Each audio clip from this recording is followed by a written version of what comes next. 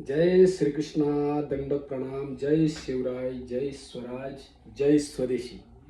मित्रांनो, मी आज तुम्हाला करबद्धपणे प्रार्थना करणार आहे त्या लोकांसाठी ज्यांना सगळी दुनिया वैतागलेली आहे, सगळे त्रस्त झालेले आहे. ते लोक आहे घोरणारे जे लोक आहे ना, त्यांच्यासाठी आज मी विलास सांगणार आहे. ऋषी मुनींचा, साधू संतांचा अतिशय जुना असा फॉर्म्युला आहे. कारण बरेच लोक असे झोपतात ना, 5 मिनिटं जरी झोपले ना तर लगेच घोरायला लागतात.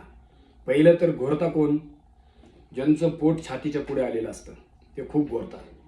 काही लोक पार घोडे गदडं पार विकून झोपत असतात, पार अख्ख्या गल्लीला जागे करत असतात. माझी तुम्हाला विनंती आहे, सावध व्हा, नीटनेटके विलाज करा.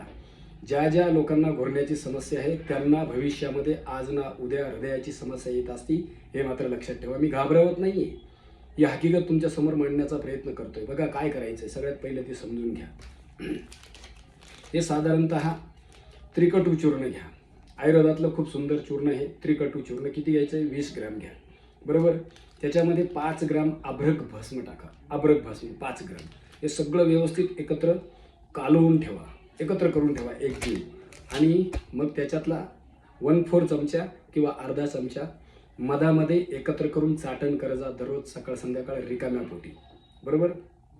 हा झाला तुमचा एक रिकाम्या पोटीचा प्रयोग. दुसरा, जेवणानंतर जे हे तुम्हाला घ्यायचं आहे सिंहनाद गुगळ.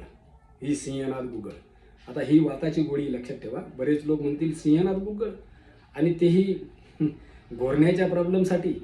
हो, ही गोळी तोंडात ठेवून चगळत राहायची. ही काही खाल्ल्याच्या नंतर घ्यायची सिंहनाद गुगळ. आणि रात्री झोपताना आठवणीने हे अणू तेल मात्र व्यवस्थित नाकामध्ये टाकायचे, दोन्ही नाकपुड्यांमध्ये.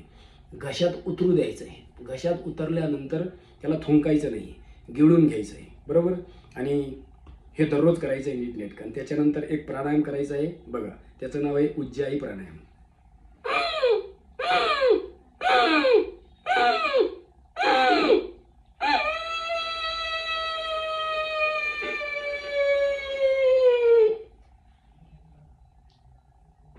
कंठाला अंकुंचन करायचं आणि त्यातून आवाज येतो.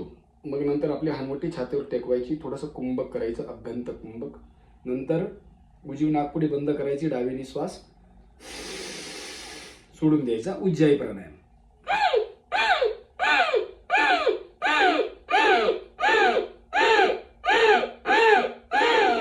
असं कधीही करा, कुठेही करा, किती वेळा करा. सगळे स्वस्थ राहा, मस्त राहा. जय हिंद, जय भारत, वंदे मातरम.